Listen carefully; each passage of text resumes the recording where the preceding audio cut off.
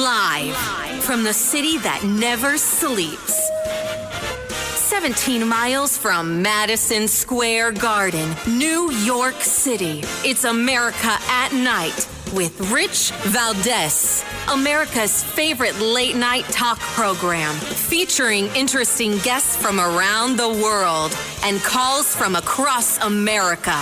And now, here is your host, Rich Valdez.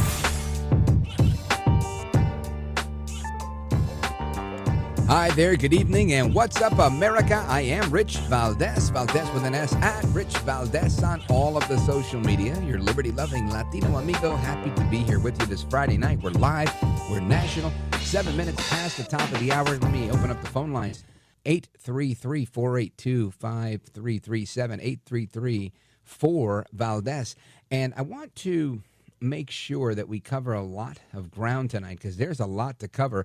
Of course, yesterday I had some flight mishaps, so I want to give a big shout out and thanks to Dom Giordano from 1210 WPHT for filling in. And I know Dom, we used to work together at WPHT together years ago. And all the drama that ensued yesterday, right, with the revolt of Elon Musk, and so much has occurred and transpired since then. So we're going to keep our finger on some of that stuff, just because it's fun to watch, right? Nothing like a front row seat to some crazy, and I don't even know if it's that crazy, honestly. But Elon Musk, the latest that I'm seeing here is he has now called for the impeachment of El Trumpito Donaldus Magnus. Listen to this. Right, or an easily replaceable. Hold on, quite a bit more coming from the White House. Back to Eamon Javers. Eamon? John, Elon Musk has just agreed with a user on social media that President Trump should be impeached. This user had posted, "The president versus Elon. Who wins? My money's on Elon.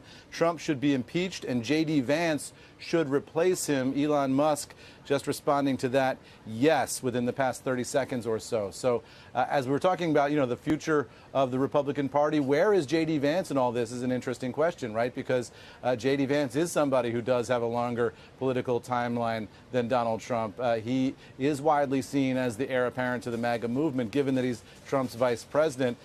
Does J.D. Vance draft more closely to Elon Musk? Does he draft more closely to Donald Trump in this fight? Does he position himself as a candidate for 28? Does he close the office door and not come out and not talk to anybody for a week?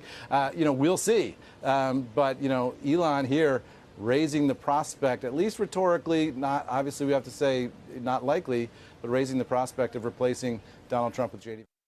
This is, again, I think it's just fodder for this fight, right? It's not the real deal. These guys are just two big giants in this game that are, flexing a little muscle, in my opinion. But Musk apparently, again, this is the New York Post reporting, Musk signs off on suggesting that Trump should be impeached and removed from office. Now, there's a couple of angles of looking at this, right? We can look at it as the disloyalty. We can look at it as disagreement. We can also look at it as it's coordinated. And it's a plan. It's part of how he survives. Right, because those that are loyal to Trump end up getting prosecuted. They end up going to jail, losing their law licenses, all sorts of crazy stuff. So maybe, after having his Tesla dealerships firebombed and all the drama with his children's mother, his baby mama drama that he went through in the media and the press, all of this happened because of his alliance and allegiance to Trump. Because obviously, prior to, he was a darling of the media, just as Trump was. Right? It's when you become a Republican, apparently, people stop liking you. That's when you are really evil. I don't know which one of those I've subscribed to yet. I think that there might be some, genuine disagreement here and, some G-jerk reactions. Like the tweets that were going around yesterday that you no doubt heard about with the reporter Ian Miles Chung asking on Twitter, also known as X, President Trump versus Elon, who wins? And Musk commenting under that tweet, saying things about Trump and his complicity with or mention in the Epstein files and all this other stuff, just throwing bombs here that I think are unnecessary in my opinion, but that's fine. He does what he does. That's, the president is a big boy, and I think we're all prepared to take on what comes, right? Elon saying something about Trump and the Epstein files is nothing compared to what the left hasn't done to Trump, right? And what they have done to Trump. So I think you take that with a grain of salt. It looks like, an argument amongst titans, if you will. However, there's another interesting piece in the New York Post that somebody sent me just a little while ago, and I thought, oh, that's interesting. And it was mentioning the real catalyst, or what they believe is the catalyst, or, being the removal of Mr. Isaacson, Jared Isaacson, to be the NASA administrator, somebody that Musk was pushing. I don't know how true that is, and this particular article tried to slam Sergio Gore, the director of the president's Office of Personnel in the White House, as the guilty party that was stoking the flames. At least Axios and New York Post are reporting that. I don't know how accurate that is. If it is, it isn't. I don't know. I haven't spoken with Sergio Gore about this. But all of these things seem feasible, and even if you take them as a half-truth, the way they're being reported, eventually we'll figure this out. We just need time, right? Time will really tell what the bottom line is. Time will tell us what the next move is going to be. Trump isn't going anywhere, right? Trump's not going to be impeached. I don't believe he's going to be impeached. I don't believe that there's much to gain except distance by Elon Musk fighting with Trump publicly, right? So then what is it? It's just that, I would presume. It's likely trying to create some distance. Why? Because all of this could have come while he was in office as the chairman of the Doge service, right? That could have happened then, but it didn't. Why not? I don't know. That's a speculation and conjecture that I'll leave open for all of us to continue to discuss. But it's nonetheless interesting to me that this is a new way, right? It's the new way of serving in the Trump administration and still being able to go back to your world, right? For Elon Musk, he goes back. He has to work with the tech people, the science people, the Silicon Valley people in some regards. So maybe this is how he says, yeah, I was there for a little while, but now I'm not. We hate each other now. I don't know. And I know that there's been some talk about them having peace, and I think that's probably a really good idea. Trump always says, and I always agree with this, when he says, President Xi, and I get along with President Xi. I have a good relationship with President Putin. I think we get along. I think we should get along, right? I agree. I think you should always get along, especially with the people you disagree with. Now, I realize that's not always possible. And I mean, this is true in our personal lives, in our professional lives, and in our political lives. You can't always get along with the people you disagree with, and I get that. But ideally, it's perfect when you can. You don't always have to agree on things to get along with them, to respect them, to not undermine them at every turn. But there's a difference between not getting along and being adversarial and becoming an obstacle, right? That's a whole different story. So these are things that will remain to be seen, and I'll continue to give you some of my thoughts on it as we go forward. But very interesting stuff in the last couple of days that we've been observing. Also wanted to talk about what's going on with the Supreme Court. Supreme Court weighing in today saying, yes, Doge can continue to access all of the secure data in Social Security and elsewhere that they're investigating. They don't have to submit any additional documentation. And again, that's coming from the Supreme Court of the United States, clearing the way for the Department of Government Efficiency to do what they're doing. And again, this big story, the deported human smuggler, the deported MS-13 gangbanger terrorist, Bondi Abrego Garcia, is now back in the United States. The United States Department of Justice requesting that he be returned to face human trafficking charges. In court, the Department of Justice is going to be prosecuting him with those charges. And as we get more on that, I'll be bringing you some of that. But I thought that was a pretty interesting thing. And there's a few other things. 118 charges were brought against the suspect in the guy who's, on video setting people on fire because they're Jewish. This guy, we have to say alleged suspect when it's pretty clear what he did. Anyway, this guy got charged with 118 different charges today. So we'll talk a little bit about that as well. Plus, we have some pretty very knowledgeable guests that I want to get into on a wide variety of things tonight.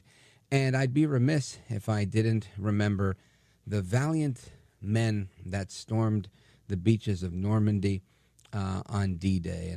And today is a D-Day anniversary. So I want to give a shout to those men who put their lives on the line, and some of them, didn't come back. Now, of course, we're always thankful for them. And while I'm at it, thank all of our men and women in uniform, because it takes a lot to serve. And we should offer a lot of thanks for that service. Don't go anywhere. This is America at Night with Rich Valdez.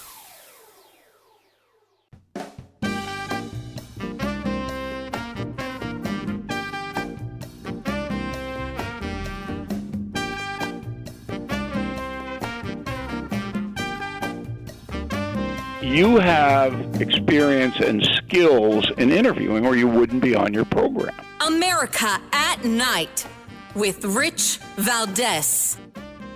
40 summers have passed since the battle that you fought here. You were young the day you took these cliffs. Some of you were hardly more than boys with the deepest joys of life before you. Yet you risked everything here. Why? Why did you do it? Well, what impelled you to put aside the instinct for self-preservation and risk your lives to take these cliffs? What inspired all the men of the armies that met here? We look at you and somehow we know the answer. It was faith and belief. It was loyalty and love. The men of Normandy had faith that what they were doing was right, faith that they fought for all humanity, faith that a just God would grant them mercy on this beachhead or on the... That is President Ronald Reagan, and he was speaking at the 40th anniversary of D-Day, and of course today being a D-Day anniversary as well. I wanted to play that. This is the 81st anniversary of D-Day, and very very wise words from President Reagan at that time. And it reminds me of a problem that, A, we attacked back then, but B, that in many ways continues, right? Because the why that people go to war may change, but ultimately there's a common denominator. It's service above self, people caring about their country and their family more than themselves, that selflessness. But with that selflessness, with that duty, with that willingness to serve, also comes some of the things that aren't so honorable, right? And not to say it's dishonorable, but it's, nobody brags about the problems that they bring back home. Nobody brags about the injuries. Nobody brags about the trauma and other things, brain injuries, PTSD. This is a difficult thing for a lot of people, and that's why today I wanted to talk about someone that's a leading advocate for veterans, for their mental health, focusing on PTSD and traumatic brain injuries. And my dad had a traumatic brain injury, so I'm very, very familiar with how they work and how they impact one's lives and the lives of their family members. And Tyler Gray is with us. He is somebody that was a Tier 1 operator, and his military career ended abruptly when he was seriously wounded during a nighttime raid in Sadr City in Iraq. And he's with us today to talk about a book that he's written called Forged in Chaos, A Warrior's Origin Story. Tyler Gray, welcome, sir. Thanks for having me. You bet. It's my pleasure to welcome you to the program. I think what you're doing is fantastic. And what, I guess, made you focus on this, right? I mean, you're a man of many talents. You do a lot more than just write books. But what made you focus on PTSD and of all things, TBI, which is a huge problem in the military, but relatively overlooked problem, I think, across the board. The reason I wrote the book, or the reason I started working in this field, for lack of a better term, was really not intentional. It was going through my own experience and trying to figure out my own issues and come up with not just solutions, but also understand the fundamental why. Why was I doing what I was doing? And through that journey of a lot of self-reflection and, quite frankly, a lot more mistakes, I suddenly started to figure out answers. And once I got to the point where I felt I had pretty good answers, at that point, I knew that it was absolutely the only thing I needed to do next was share what has worked for me with others to try and help others.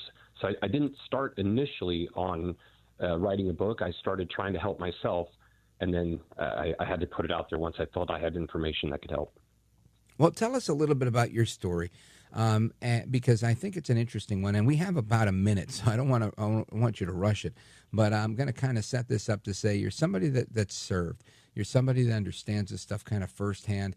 You are an advocate for advancing the cause to help it. You're an actor. There's so much going on, and I want to talk specifically about your journey, and then I also want to talk about the book. And how that could impact other people. So I guess let's start with something simple. This way we can get it in before the commercial break and get into the rest of the story. Why did you pick the title for the book that you picked? The title for the book was chosen. There were several, but ultimately we landed on that. What I'm saying in the book is, many things, but at its core, I'm seeing, all the work I did on myself and doing work with hundreds and probably actually thousands of other veterans. I started to see the same pattern over and over and over again, and in showing itself in different ways. But when you broke it down, it was fundamentally the same thing. And that was a pattern of childhood trauma, or basically growing up in a chaotic environment. And right, and I'm just going to pause you right there because this is really important stuff.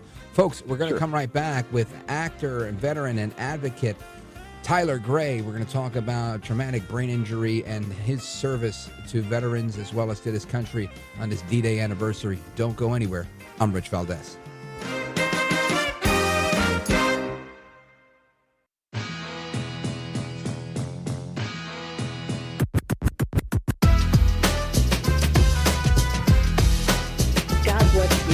Literally, I think you represent, the new voice of America. What you say is what people are listening to. America at Night with Rich Valdez. They battled not for control and domination, but for liberty, democracy, and self-rule. They pressed on for love and home and country, the main streets, the schoolyards, the churches, and neighbors, the families and communities that gave us men such as these.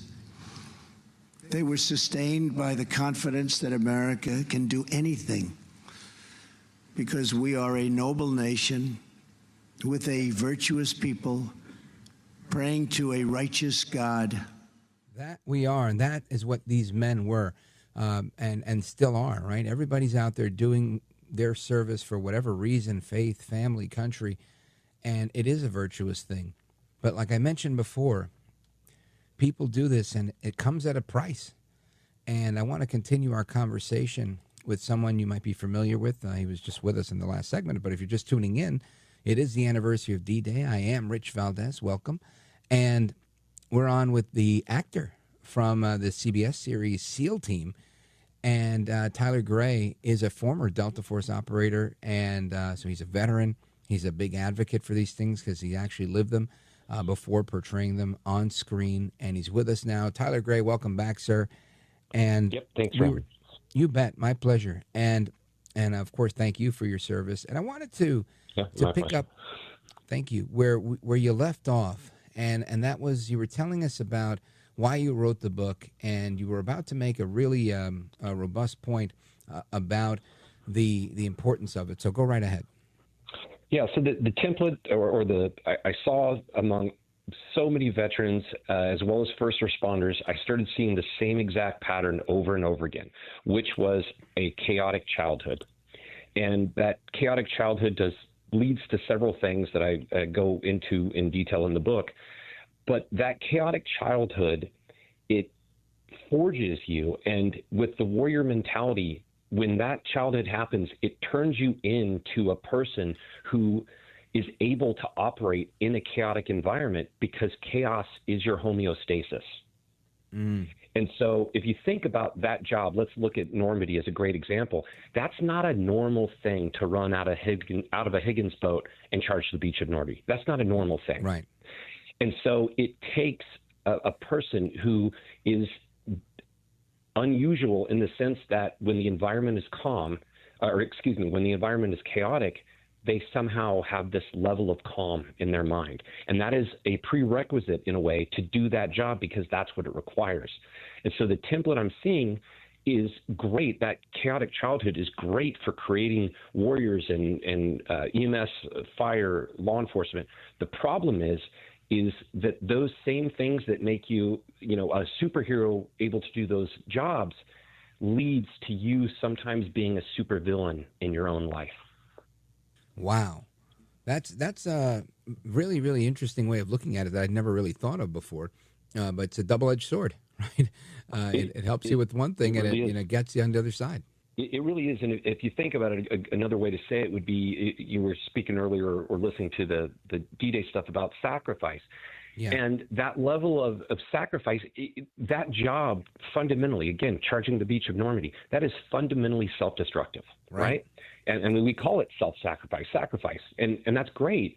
But what happens is, if that's your default mode, what happens is when you're not in that environment, when you're in the civilian world, when you get out of the military, if you survive combat, now you are self-destructive in the civilian world. And that leads to all kinds of obviously negative side effects. And, we look at that and go, oh, that's PTSD or TBI. And what it really is, it's more complicated than that. It's a basis of self-destruction that was required to do the job in the first place. How do we help remedy or heal some of this basis for self-destruction, this chaotic childhood? There's several different ways. The first mistake that I believe that is currently being made is that PTSD is not a mental issue. It is a physical one. It is a nervous system dysregulation, and you cannot fix a physical thing with just talk therapy or mental health services alone. You have to do a physical fix in addition to mental things. The brain resides in the body, and so you can't treat it as separate. And that's a fundamental lesson. Yeah, and it's funny, I actually, separate topic but related. A while back, I interviewed a doctor who was talking about PTSD, and he said the same exact thing. PTSD is not a mental thing. He said it can manifest in mental ways, but it's a realistic thing, just like you said. It's in the nervous system. And the conversation, in part, was around these shots that you could give somebody that would literally affect their sympathetic nervous system to help kind of reset the system or, ease some of the parts that were, kind of ingrained with this trauma to kind of release some of it. And I thought that was fascinating because, it's kind of like when you're hitting that invisible brake in the car because somebody's driving too fast, because that's an accident you had, many years ago as a teenager or whatever. And I thought, man, that's interesting. If that'll happen to somebody who's been in a car accident who freaks out, just imagine when you're in combat. Absolutely. And the one thing, that people need to understand from that part is that it is not a forever diagnosis. PTSD is not a forever diagnosis.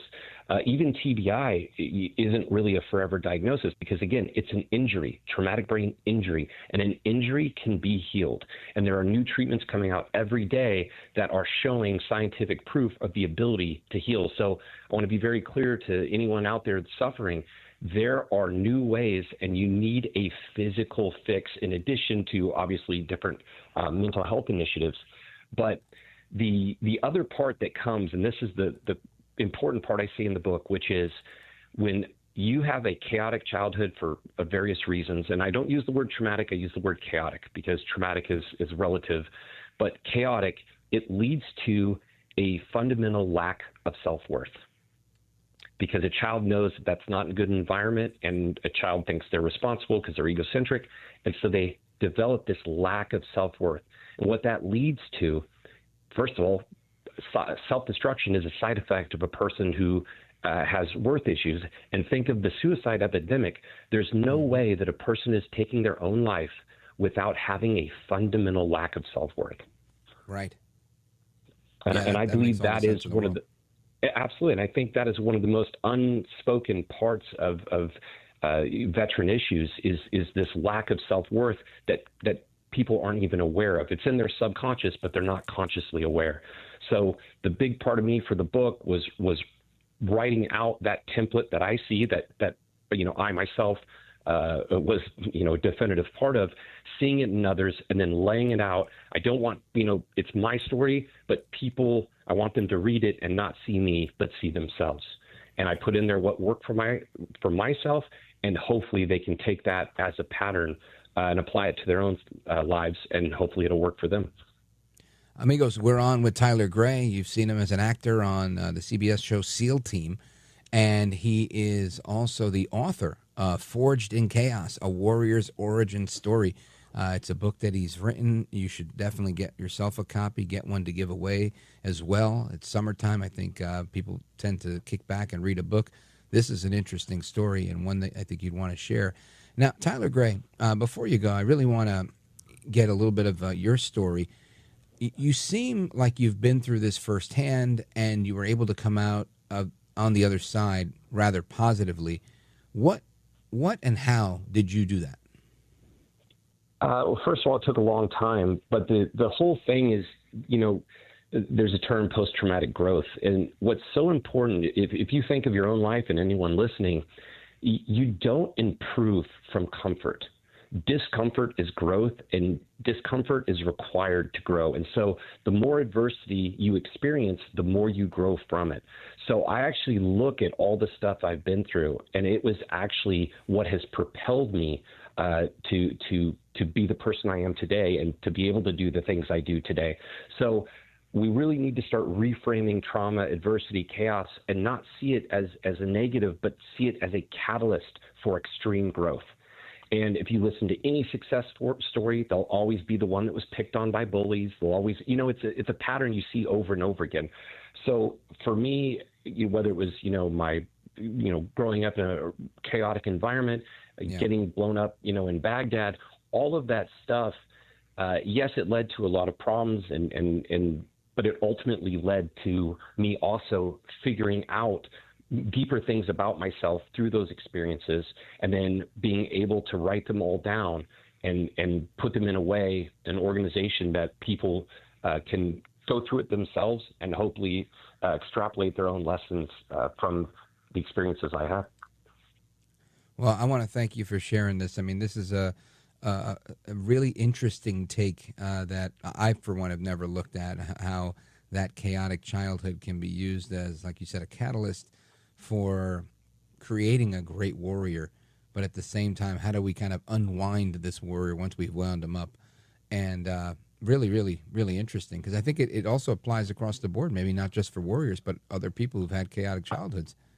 I'm glad you said that, because the book, if you read the book, ultimately it says in there that pattern is the same for anyone with that initial chaotic baseline, and it applies to everyone, not just veterans, not just first responders, anyone who's had a chaotic or traumatic childhood, and you're going to find yourself very similar, to your own life, doing some of the things I did.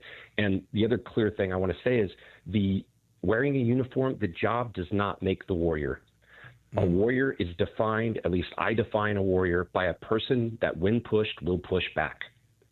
Whether it's life, whether it's whatever it is, they will push back. And that is, has nothing to do with the job you had or wearing a uniform or not. And there are warriors all over this country that have never served. That doesn't make them any less warriors. And anyone who's fighting in their own life and has been fighting through difficult times, that's a warrior. And I make that very clear in the book. Tyler Gray, I appreciate the conversation. I have to pause here, but I do have a follow-up question. I don't know if you're available to stick around for a few more minutes. Are you, or do you have to go? Yeah, absolutely. No, absolutely. All right, so we'll be right back. Don't go anywhere. This is America at Night with Rich Valdez.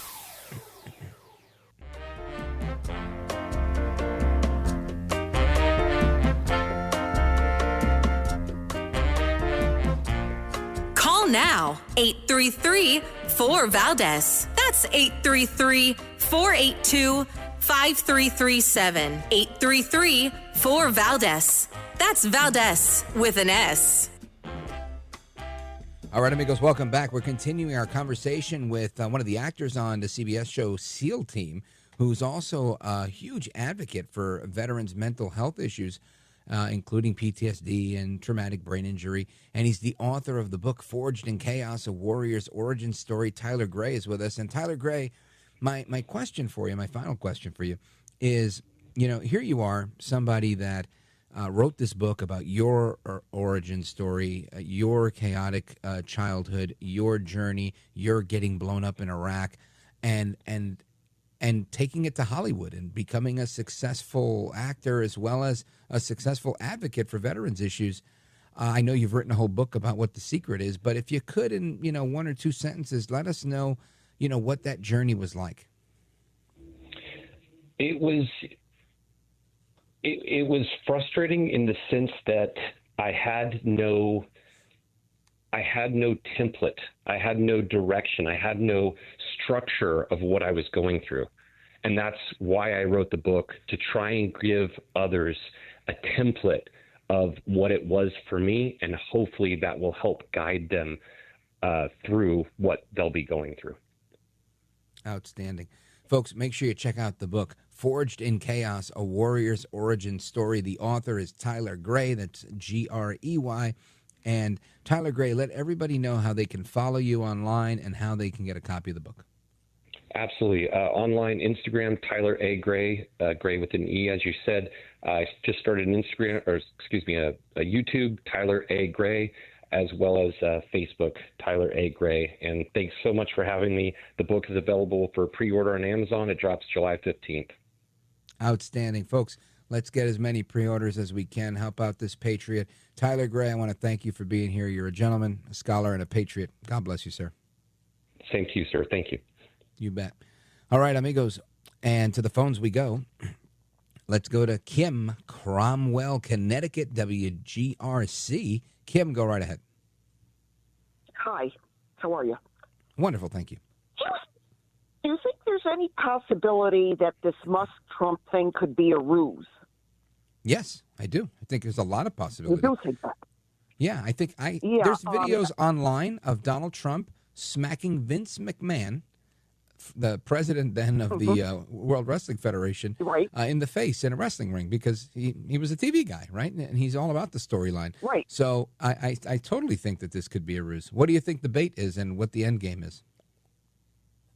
Well, I got that idea tonight on another podcast, and I'm thinking it looks too scripted.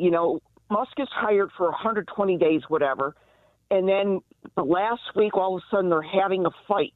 He had to have known that Trump wanted some cuts, and we want the efficiency and the fraud out and stuff, and there have to be some program cuts, but you're not going to balance it on the backs of people on Medicaid or food stamps.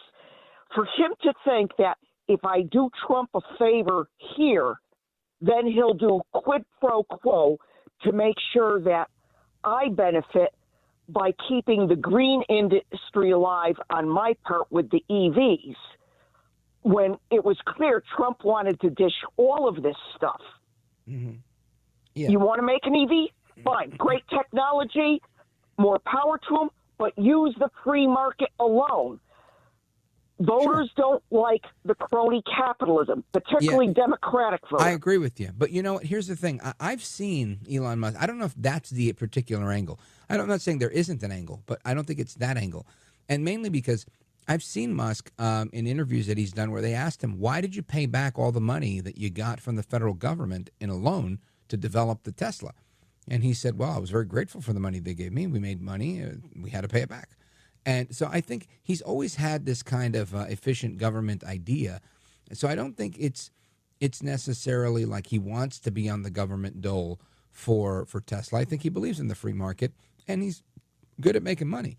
So I think there likely might be a different angle, and I'm not sure quite what it is, but some think it might have to do with the Epstein files. I don't know. That was my initial thought when he made that statement. I said, oh, they must want the media, the left within the media, to almost beg to get those Epstein files so he could say, here you go. And that probably does make some sense. Kim in Cromwell, Connecticut, thank you for the call. WGRC in the building. Amigos, we come back with your calls and more. Don't go anywhere. This is America at Night with Rich Valdez. Call now, 833-4VALDEZ. That's 833-482-5337. 833-4VALDEZ. That's Valdez with an S.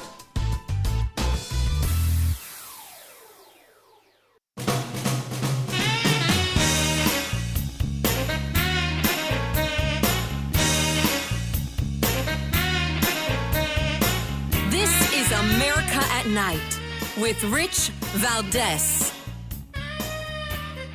All right, amigos, welcome back. And let me tell you, what a story, right? This guy, Tyler Gray, he's a veteran. He gets into an explosion in Iraq as a Delta Force special operator.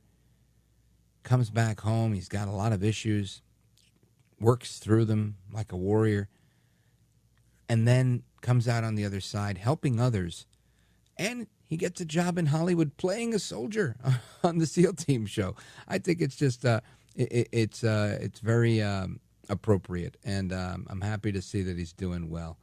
Very, very inspiring story, and I'm glad we were able to have that conversation on this D-Day. Anyway, there's plenty more to come. Sometimes the affiliates play some of these things different hours because of scheduling, but we've got some very interesting conversation coming up because there's a new book out about raising gender confident kids. I want to talk about that with the doctor that wrote the book, as well as the rest of this Elon Musk stuff. Is Elon Musk just trying to save his business so that he has some distance from Trump? Well, we're going to find out about that. We're also going to find out about what the one of the stars of that TV show Hoarders has to say and how he helps people. Folks, keep it locked right here. But if you're out of here, hasta la próxima. Take care, good night, and God bless you, America. I'm Rich Valdez.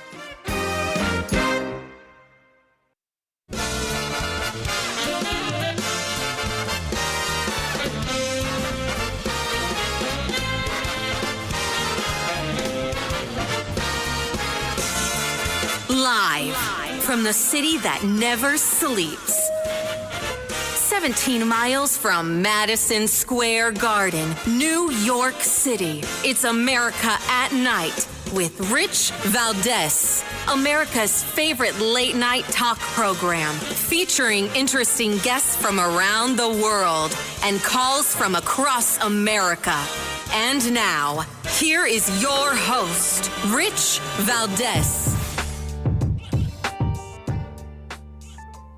Hi there, good evening, and what's up, America? I am Rich Valdez, Valdez with an S, at Rich Valdez on all of the social media. Welcome to the Friday night edition of the program. We are live, we are national, and our phone number is 833-482-5337, 833-4-Valdez, and plenty to talk about tonight. Of course, the ongoing feud between El Trompito Donaldus Magnus, the 45th and 47th president of these United States, and the richest man in the world, Elon Musk. That continues. We'll weigh in on that in a little bit. There's also some news from the Supreme Court. The court has cleared the way for the Department of Government Efficiency, DOGE, to access Social Security data without having to provide any additional paperwork or permitting. So good for them to be able to do what they've got to do. And the big story, Bondi Abrego Garcia.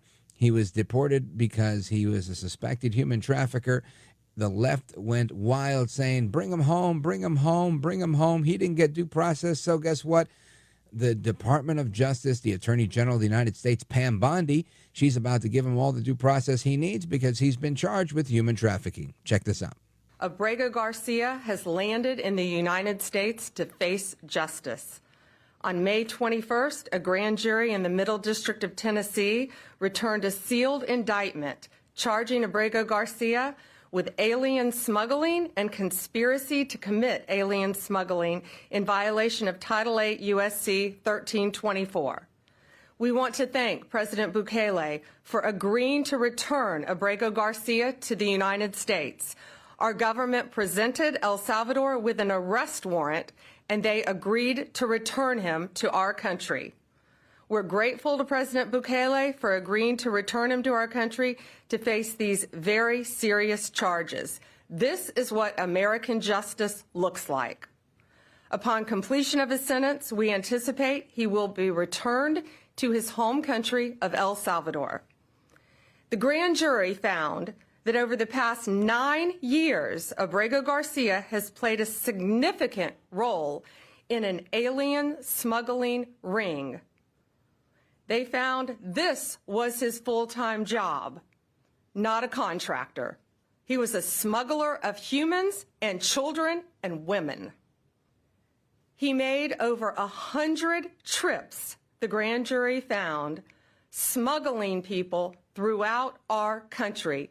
MS-13 members, violent gang terrorist organization members throughout our country. Thousands of illegal aliens were smuggled. Thousands were smuggled. Unbelievable, right? It's almost like this guy might have had a better deal had he stayed in El Salvador. He was already home. He was going to face whatever time he had to face in El Salvador. And that was that. Now he's going to go to jail here likely, right? Because they're not going to bring a case that they can't close, right? That's not how the United States attorneys work. Especially if Pam Bondi's up there, the Attorney General of the United States bringing these charges. You know, it's not like she's Merrick Garland about to raid Mar-a-Lago. She's not going to bring a case that's going to be so high profile in the media after the media was begging, bring him back. And the Senator Van Hollen, bring him back. You got to bring him. They all begged to bring him back. Now he's back. Now he's probably going to do double the time. He's going to get convicted. I'm pretty confident of that. The government doesn't typically lose cases like that. He's going to get indicted. He's been indicted. He's going to get convicted, I would suspect. He's going to do his time. And like she said, upon completion of his time here in the United States, he'll be returned to El Salvador, who's, guess what, is going to say, hey, you're still in the middle of your sentence from when we sent you back. And he's going to go to jail again. Isn't that something? Quite remarkable. Kudos to our friends on the left. Couldn't leave good enough alone. We just wanted him out of the country. Now he gets to stay here. And maybe they'll think twice before. Maybe he'll think twice, right? If you're MS-13, if you're a darling of the left, a darling of the Democrats, you might want to distance yourself. They come saying, hey, we want to help you. We want to see you. Let's drink margaritas. Run away. Run away. You're going to get twice the amount of time. Unbelievable. But very believable at the same time. Anyway, we are going to get to some of your calls tonight. Again, open phones across America, 833-482-5337. I also wanted to talk about this one because I thought that was very, very, very, very funny. Funny, not funny, right? But funny nonetheless. And it was just quite the story. You know, they could have just left it alone. Honestly, they could have left it alone. Anyway, I'm not going to beat a dead horse there. One of the Proud Boys leaders is suing the Department of Justice for the charges that they were presented with over January 6 prosecutions. This is an interesting one. This one's in the Hill. 5 leaders of the Proud Boys that were convicted for allegedly spearheading the January 6, 2021 riot at the Capitol are now suing the Department of Justice. In the lawsuit filed in federal court in Florida, they're seeking $100 million in restitution, and this comes after President Trump pardoned nearly all of the January 6 defendants on his first day back in the White House. 5 of the Proud Boys, including their leader, Enrique Tarrio, Ethan Nordine, Zachary Rell, Joe Biggs, and Dominic Pizzola, stood trial together back in 2023, accused of plotting to stop the certification of the 2020 presidential election so Trump could stay in power, is what they alleged. And 4 of these men were found guilty of seditious conspiracy. Pizzola was acquitted of that charge but convicted of other serious felonies. Now they claim the political prosecution that they were persecuted with violated their rights. And now they have a case where they're alleging egregious and systemic abuses of the legal system and the United States Constitution to punish and oppress political allies of President Trump. That's coming right out of the 28-page complaint. And doing it by any and all means necessary, legal or illegal.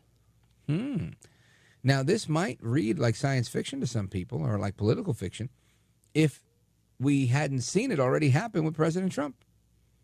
Right? President Trump they lied to the FISA court with a file, with a dossier that they paid to create through a law firm, through campaign funds from Hillary Clinton. Right? That's basically what it came down to. And in doing so, we're able to spy on candidate Trump and then President Trump. I mean, you can't make this stuff up. Literally, there's a bunch of books on this, the scandal known as Russiagate. So that really happened to a presidential candidate and a sitting president of these United States.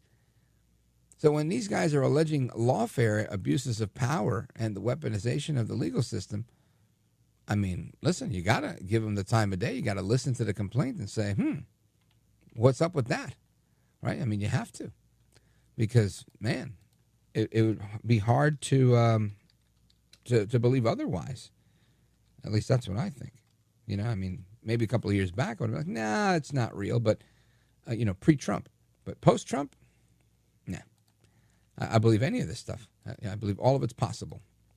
Anyway, let me see. There was another one I wanted to talk about here in the news regarding this trans player, right? There's a trans athlete that they were suing over. Let me see if this is the one.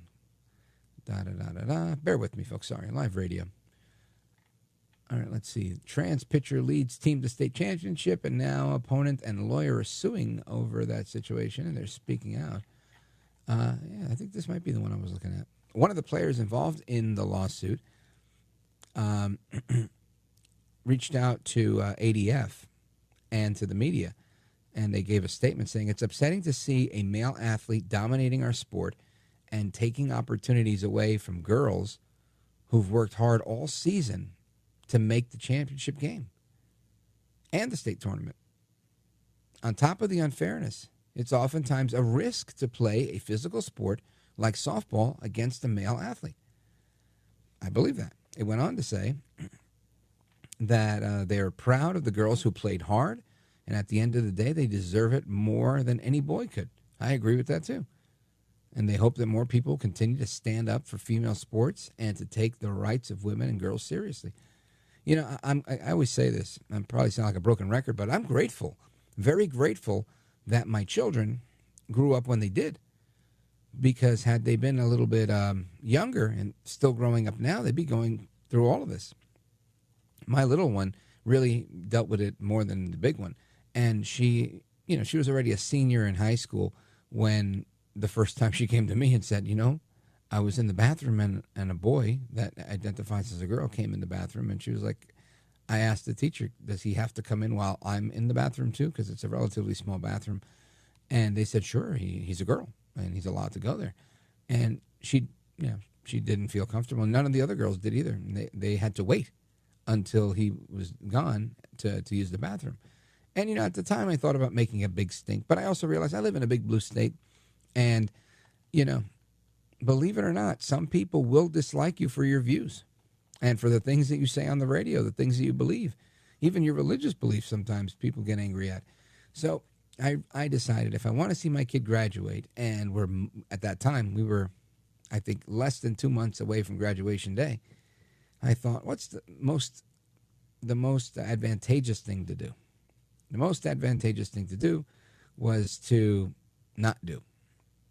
So I didn't make a big stink. I think I mentioned it on the radio, but I didn't make a big deal out of it. And it bothered me a lot that my kid had to wait for some other kid that is a boy to use the bathroom because she didn't feel comfortable. I think that's wrong. You shouldn't have to do. No kid should be going through that, right? Really. I mean, even in the other way, right? Even the other way around. If it's the boys' room and some girl just came in and was like, I want to use the bathroom. If you want to be a gentleman and say, hey, is yours broken? Sure, go ahead, use mine. I'll step out. That's one thing. But kind of demanding it or having the faculty tell you that you've got to do X, Y, and Z, I think that's wrong to make kids feel uncomfortable that way. But in that particular way, in a bathroom, I don't think if they're bothered about certain classroom content, if it's sexual in nature, then maybe they should get an opt-out.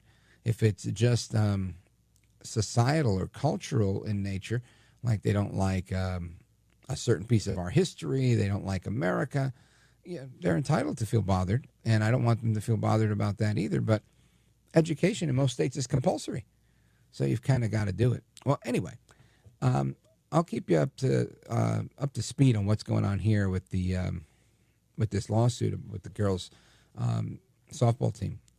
But ultimately, and this is again the Champlain Park High School team in Minnesota at their softball championship. That's what I'm talking about. But ultimately, I think the bigger question is, how do we prevent this from happening in the future? You can't necessarily legislate, and maybe you can, but I don't think you can legislate morality. You can legislate other things. And I think they've tried to do that by way of executive order and some states adopting these laws. And it's crazy that we even have to do it. But I think we also need to educate the parents. And there's a couple of folks out there that have done just that, and they've written a book about it. And I want to get to the bottom of that when we return. So keep it locked right here. We're coming right back with Dr. Kathy Koch, who is the president of Celebrate Kids. Don't go anywhere. This is America at Night with Rich Valdez.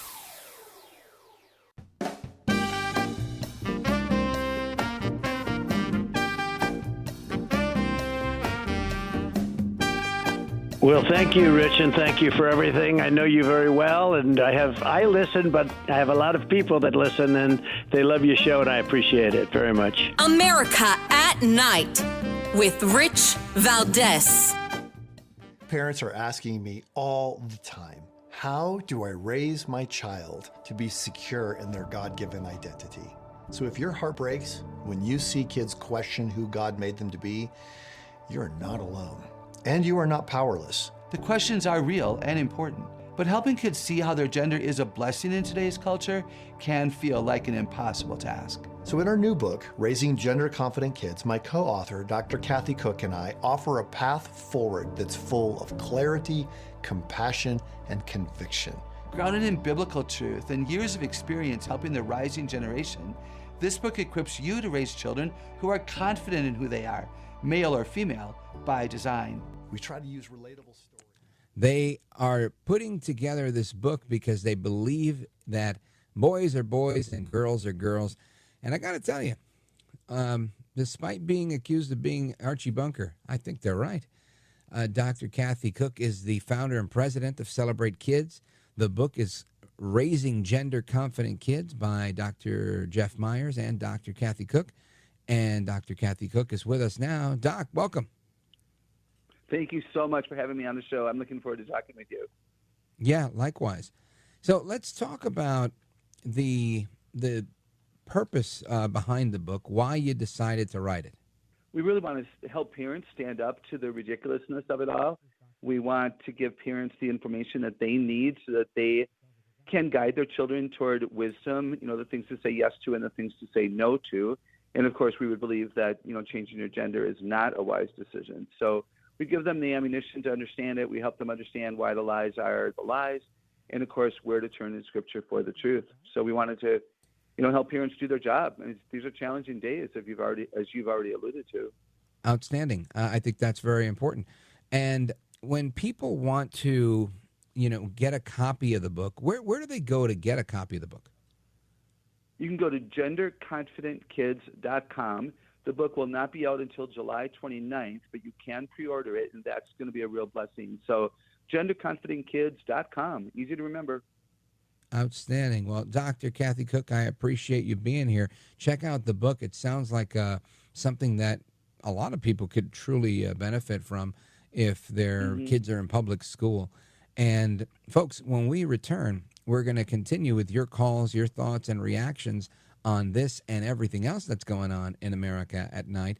Plus, I want to remind you, if we ever miss any portion of the program, you liked an interview and you weren't able to get the full interview, make sure you just go to the website. They're all available there. richvaldez.com, richvaldez.com. Of course, that is Valdez with an S. And we also have to take a moment to remember that this is the 81st anniversary of D-Day. And this obviously is something that we're going to be getting into on Open Phones Across America as well. So I welcome all of your thoughts and your calls and reactions on that.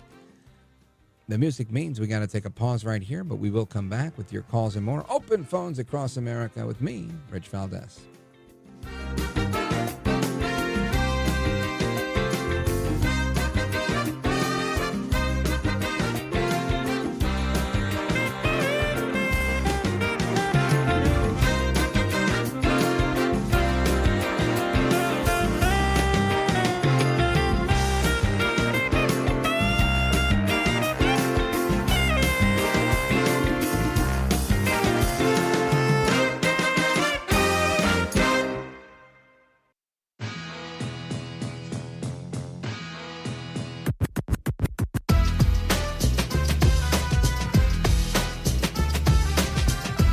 God bless you, because I think you represent, the new voice of America. What you say is what people are listening to. America at Night with Rich Valdez. All right, amigos, welcome back. Rich Valdez keeping you company all night long. And, well, not really all night, right? For another 90 minutes or so. And I want to get into, some of the news of the day. We have a bunch of things to talk about, but we have several people that are online that want to weigh in on their thoughts on what's going on tonight. So we're going to go over to William. He's in Morehead City, North Carolina, WRNN in the building. William, go right ahead. Hey, good morning.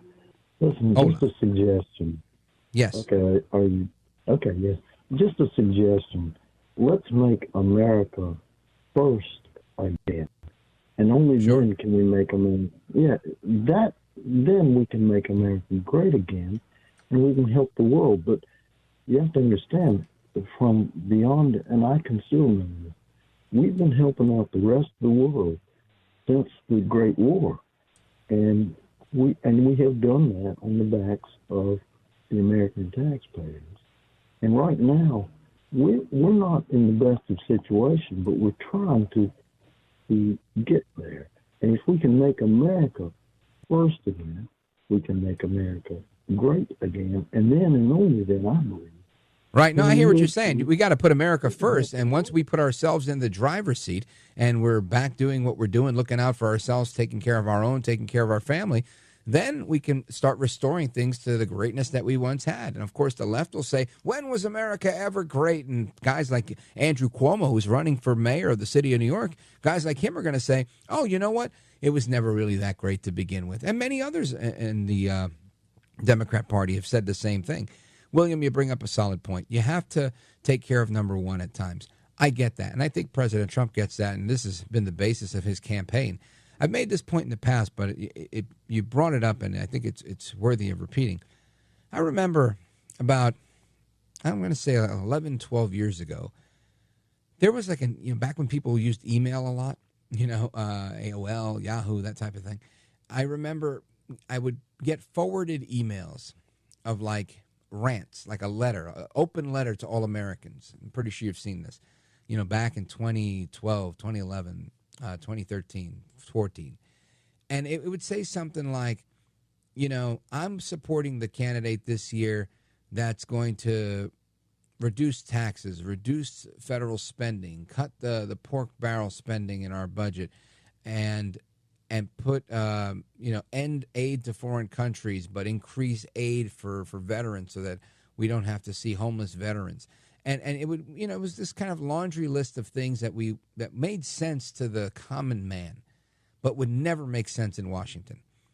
And if you were exposed to Washington for any amount of time, then you already would have had an objection to some of these things. Like, well, you can't do that. Here's why you can't do that. And let me tell you something. Nothing burns my britches. Can I use that term? It's like an old British term. But nothing really, in Spanish we say me enfogona. Nothing me enfogona más than that. Than people who look for reasons to say no. Here's why we can't. That won't work because this is not the way that you win in life. And maybe some people, that is how they win. But in reality, I think we really need to think out of the box of how we can get things done. How do we work together to get to a yes, right? Like the Dale Carnegie book, Getting to Yes. I think he wrote that book. It's so important to try to get to a win. And lamentably, there's some people in our government and other places that are addicted to no. All they want to do is say no because they're comfortable. They're comfortable and they're afraid of working outside of the established system because of many reasons. Afraid of the risk, afraid of potential success, afraid of potential failure. Thinking, if I go outside the box, if I do this, I'm CYA, I'm covered, we're good, I know I'll be all right. Right? But in many ways, that's a selfish approach. Imagine being president of the United States and you are like, look, I know that if I don't do anything, like the Joe Biden approach, right? Let's not do any interviews. Let me run the campaign from the basement. If you're Kamala, let me not do any interviews. Let me only do one debate, right? Do the absolute minimum. Keep the status quo. Know that there's problems that exist, but just say, it's kind of how it is. We just do it that way. And not bother to be a visionary, not bother to try and fix things. Sure, you might get by, but you're not really making an impact. You're just getting by. And ultimately, who are you serving that way? Are you serving the people? Are you serving the people under you that are in your command? If you're a manager, if you're the president, if you're a military leader, are you really doing much other than serving yourself? Because that's what it seems like to me. So I always find it refreshing when President Trump takes on these things and says, we're gonna make America great again. I'm glad he is. I really am. Because it takes courage and vision to do something like that. It takes courage and vision to try and change things. Now, listen, I understand that there are certain things that would be a bad idea when you make such a drastic change. I get that. And I've been in situations like that where I've been faced with this, even like programming changes on radio, where I think, even bumper music. You want to pick bumper music, you go for a particular feel, a particular vibe, like on this program. The goal here was this is an old school talk radio program that has maintained a similar format for many years. Interview and open phone call-ins. Who am I to come and say, I don't want to do it that way, I want to do it this way? I could have, but that wouldn't have made sense. And anybody who's listened to me for a long time knows I have some hip-hop tracks. My music coming into my show before I was syndicated, it wasn't these brass wind instruments that you hear here, which are fantastic, by the way. I love the intro on our program here. But it was a more modern sound. Childish Gambino and Fat Joe, a hip-hop vibe. And we still use that on the podcast. This is America. But the point I'm making is I don't know if that was the right vibe for late-night radio, coming into a program that would succeed legends like Larry King and Jim Bohannon. So we opted for the music that you hear now and that you'll hear, at the top of the hour if you're in some of the markets that carry the third hour of this program. And that's fantastic. I love it. I love the old school talk radio vibe that we've created. I'm just using that as an example. I'm not trying to, break my arm while I pat myself on the back because honestly, there was a lot of people involved in that. A lot of people. Kevin Delaney was involved in that. Alex Hinton was involved in that. Tom DeLack was involved in that. Of course, the guy who put it all together, Chris Libertini, who used to do the imaging on the Howard Stern show. So a number of people. And I think these were all good decisions. So anyway, point I'm making is sometimes you have to be courageous the other way and say, no, you know what, we're respect the vibe. We're going to respect the tradition, and we're going to stick with that, and keep the old school roots and the old school vibe, and keep some of that tradition that's already here, because don't fix it if it ain't broke.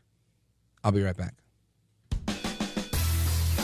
This is America at Night with Rich Valdez. Call now, 833-4-VALDEZ. That's 833-482-5337. 833-4-VALDEZ.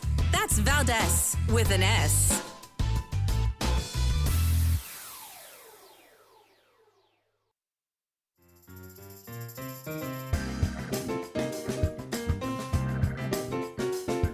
After the guest leaves every night, we're doing open phones, kind of at the heartbeat of America. And you sit there in this radio studio, and suddenly you hear voices. Mobile, Dallas, New York, Miami.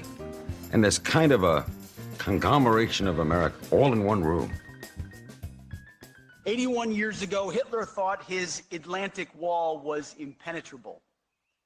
Many agreed. He clearly had not met enough Americans. A more daring assault had never been planned. The task was daunting, a frontal assault across the channel on beaches and cliffs strewn with obstacles and defended by heavily fortified bunkers. Our only advantage was that the enemy underestimated the strength of the Allied war cause. The invasion would include brave troops from the U.S., Great Britain, Canada, France, Australia, New Zealand, South Africa, Belgium, Norway, Poland, Greece, and Holland. On the ground, the French resistance covertly aided the effort. And as the troops loaded into their ships, planes, and landing craft, they received copies of an order from General Eisenhower, reminding them of the stakes of their mission. I have a copy right here.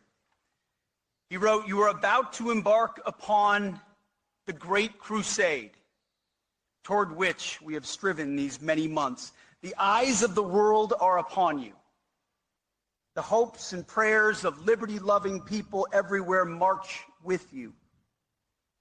In company with our brave allies and brothers in arms on other fronts, you will bring about the destruction of the German war machine, the elimination of Nazi tyranny over the oppressed peoples of Europe, and security for ourselves in a free world. Your task will not be an easy one." He ends by writing, "And let us all beseech the blessings of Almighty God upon this great and noble undertaking." Now that's a mission statement if I've ever heard one. That is a heck of a speech given by Secretary of Defense Pete Hegseth today at the Normandy American Cemetery in France. And truer words, right? Truer words haven't been spoken in a long time. I'm happy to hear that. I love to give honor and homage to those who have gone before us and those who served and didn't come home. So again, kudos to them as we honor their legacy and remember D-Day, 81st anniversary of D-Day. And I want to go to the phones. We've got calls from Ohio, California, Idaho, Virginia, and more coming in that are flashing. The number again is 833-482-5337, 833-4-VALDEZ. Open phones across America is a tradition here. Open Phone America started around the time I was born, right, about 46, 47 years ago. And it's a tradition that was maintained and carried on by the late, great Jim Bohannon, started by Larry King. And now you, the American people, get to join me on this venture. So I want to start with my man Paul. Paul is streaming the show, patiently waiting in Boise, Idaho. Paul, go ahead, my man. Thanks for taking my call, Rich. Yes, sir. God bless those very brave men who go up those cliffs right into a pillbox full of machine guns aimed right at them. I think one of the saddest things I saw about those poor brave men, the ones that were in the surf going back and forth as the waves came in, and brought me to tears seeing that again. The bravery that they showed. 81st anniversary of that. Something to do with the bill that Trump's trying to get passed through. Is one section that I heard was the Broken Windows 2.0. I think it's high time that they get the help that they need to be able to not necessarily control it, but keep it down. You're talking about law enforcement. Exactly, Broken Windows 2.0. Sure. Let me tell you, just to chime in, the broken windows theory is not letting even a broken window from kids playing ball outside, go unchecked. And this was a strategy used by the Commissioner of Police, NYPD, back in the days, and it's how Rudy Giuliani cleaned up New York City, putting 4 or 5 cops on every corner. Presence was felt and seen, and people felt safe. And it was a great thing. It's since dissipated, and New York is no longer a very safe-feeling place. But when it was in effect, it really, really did work. So, yeah, very good point, Paul. And, of course, thank you for shouting out the brave men and women that put their lives on the line in Normandy. And, Paul, thank you for your call. I want to switch gears here to get to Trump and Musk. What is the story? What is going on? Is it hype? Is it a strategy for Musk to be able to walk away and say, I'm not really his friend anymore, keep buying my cars? Is it a real beef because they didn't take his NASA guy, his recommendation for NASA administrator? Who is it? Why is it? I want to get your thoughts and calls. We've got folks from California, Ohio, and Virginia on the line. I'm going to get to you momentarily. Don't go anywhere. This is America at Night with Rich Valdez.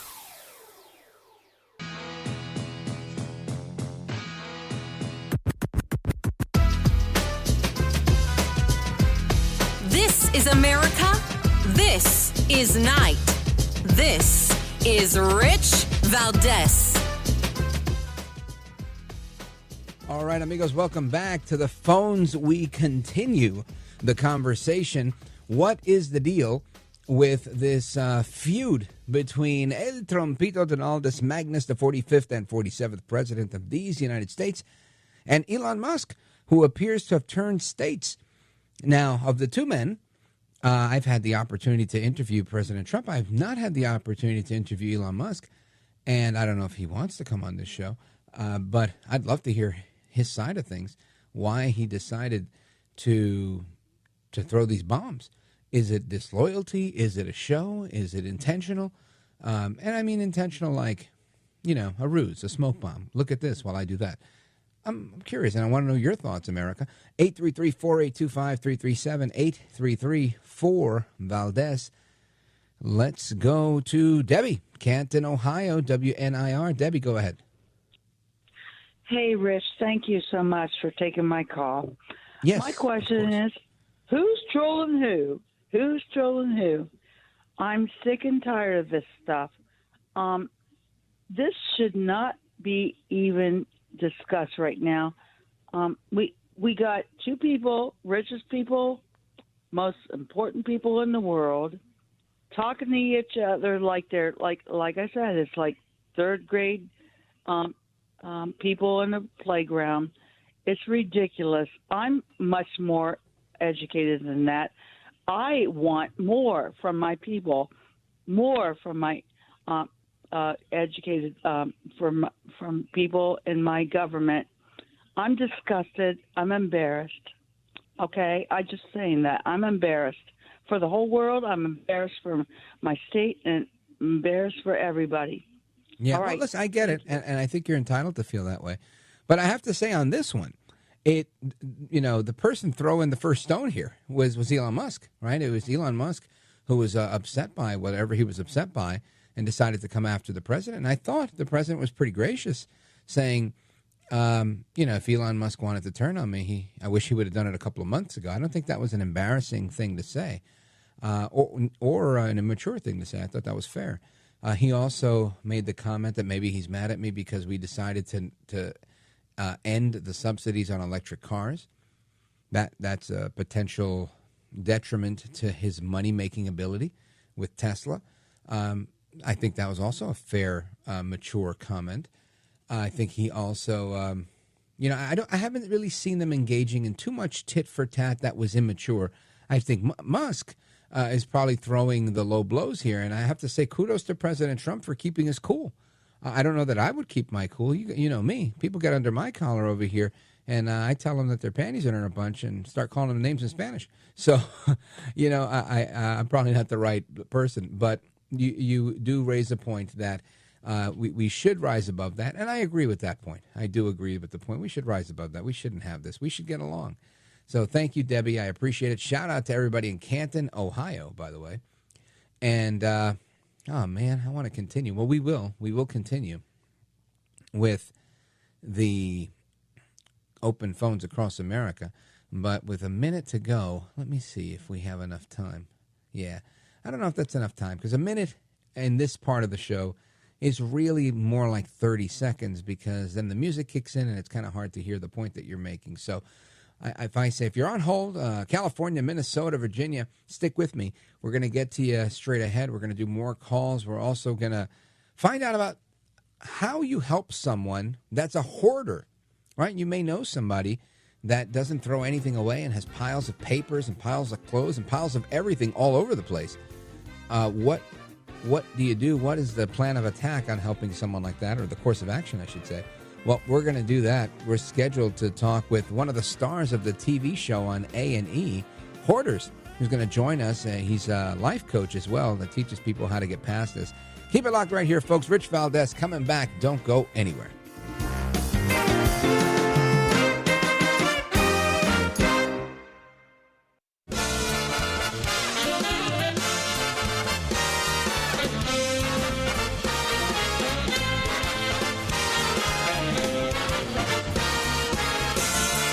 Live from the city that never sleeps. 17 miles from Madison Square Garden, New York City. It's America at Night with Rich Valdez. America's favorite late night talk program, featuring interesting guests from around the world and calls from across America. And now, here is your host, Rich Valdez. Hi there, good evening, and what's up, America? I am Rich Valdez, Valdez with an S, at Rich Valdez on all of the social media. Welcome to another hour of our program, a brand new hour, by the way. 7 minutes past the top of the hour. It's Friday night. We're live. We're national. Here's the phone number, 833-4-VALDEZ. That's 833-482-5337. And I want to get into a few things, but of course, first, I want to pay homage to those who gave their lives the ultimate sacrifice at Normandy, France on D-Day, 81 years ago today. We salute them, and of course we salute all the men and women in uniform. And I also want to talk a little bit about Kilmar Abrego Garcia. Of course, Kilmar Abrego Garcia was deported from, exported? We have imported Kilmar Abrego Garcia for, for what his latest, right, is he was doing time because he was an illegal alien. He got caught here. Asylum wasn't approved, whatever. They reversed the thing, that the temporary protected status he had, and he was deported for that. Serving time on some separate stuff in El Salvador. And that was now interrupted, so we could import him from El Salvador, and I guess with no tariff because we got him pretty cheap. And guess what? Now he's being charged with human trafficking. I have a clip of Attorney General Pam Bondi. I'm not going to play all of it, but listen to number 13 just to get the flavor. Check this out. Abrego Garcia has landed in the United States to face justice.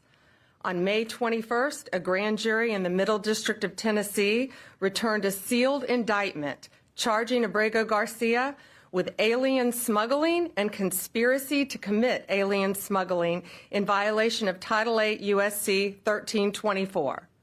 We want to thank President Bukele for agreeing to return Abrego Garcia to the United States. Yep. And I want to thank him, too, because he's playing ball. He's being, a good neighbor, if you will, in Central America. But more interesting here, I think, is the political calculation. I mentioned this in the previous hour. What a dumb move. What a dumb move by Democrats. They literally got this guy in trouble. They're begging to bring this guy back, only allowed for the case to be further investigated, and now federal charges for human smuggling. Right? Smuggling illegal aliens and conspiracy to commit alien smuggling, which violates Title 8 of United States Code 1324. So just think, this guy could have done his time in El Salvador and then moved on. But nope. Now he has to do his time in the United States, and I'm pretty sure they're going to get a conviction. Why would they bring the case if they weren't? And once he's done paying his debt to society in the United States, he'll be deported back to El Salvador, where likely he will finish whatever sentence he has in El Salvador, in effect going to jail twice. What a dumb move. But this is what happens when you're the Democrats, and this is what the Democrats do. And they're used to playing with people that are not, that are not willing to think outside the box. They're used to playing with people that are status quo. Well, we've never done it like that before. Well, I'm not comfortable with doing it that way. Well, grow a set and get it done. And that's what Trump does. That's what the administration is doing. And that's why this guy's now going to jail twice. Now, Jamie Raskin, he is the congressman, of course, that was at a hearing today, a shadow hearing, saying even Nazis in the U.S. got due process, of course, alluding to Kilmar Abrego Garcia, getting a whole lot of due process as he's being charged with federal crimes now of human trafficking. Listen to this. Basically, what we've got is a situation where we have an established asylum process that people are going through, and then the Trump administration is just ravaging the process by saying we're going to pull people out of that. We're going to charge them under the Alien Enemies Act, which requires there to be a war, but there's no war. But even under the Alien Enemies Act, there should be some due process, right? Didn't one of the judges on the D.C. Circuit say Nazi war criminals or Nazis in the country were at least given due process hearings under the Alien Enemies Act? Well, I think the judges were clear here that Trump can continue to use this. And the caveat for the due process was that they had to give them a little bit more than 24 hours. Right? It couldn't have been like 18 hours or 12 hours. And that was the, part of the extent of it. There was, some other things, but the due process is not the same due process you're going to get if you're a citizen. This is a reduced due process that I would say almost non-existent due process because you're being treated as an alien combatant or an alien enemy is what the act is called, right? The Alien Enemies Act. So they treat you as an alien enemy and deport you from the country accordingly. Now, the court has weighed in on this, saying that President Trump is free to use the Alien Enemies Act. So what is the congressman talking about? Right? He's citing things, saying that the court did say that there should be some due process. They should have at least 24 hours so that they have time to get a lawyer, or 24 hours wasn't enough. They need 2 weeks, right? Or 21 days or something like that. And giving them time to be able to respond because 24 hours wasn't enough. Something more than 24 hours because it takes a little bit longer than that to file an answer once they're served with papers and their attorney needs time to do it. I read the article. I saw what the judges had to say. So, okay, I got it. But the way they try to turn this into something that it's not is wrong. I mean, it's just plain wrong.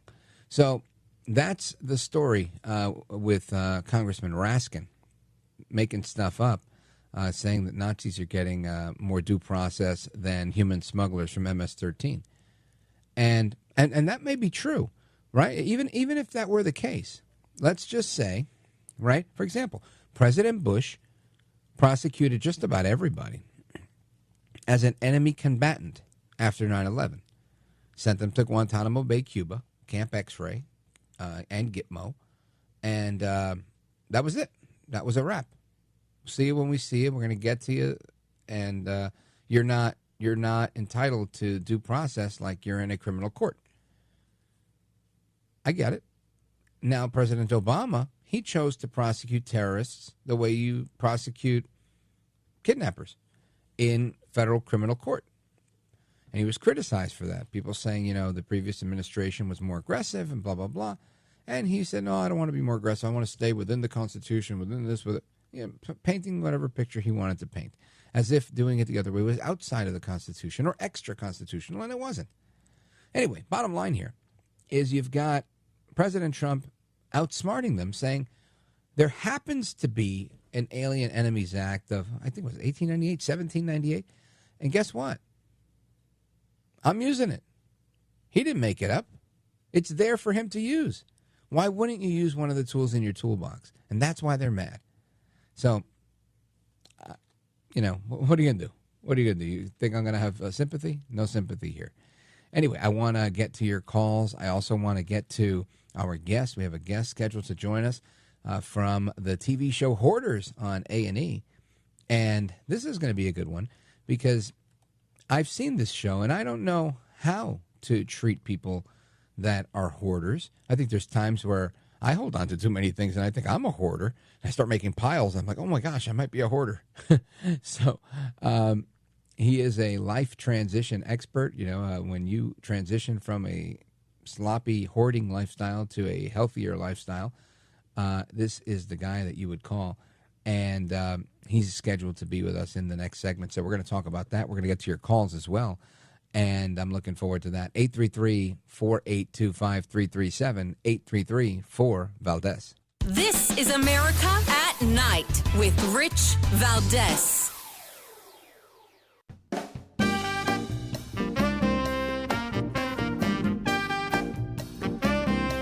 Well, thank you, Rich, and thank you for everything. I know you very well, and I listen, but I have a lot of people that listen, and they love your show, and I appreciate it very much. America at Night with Rich Valdez.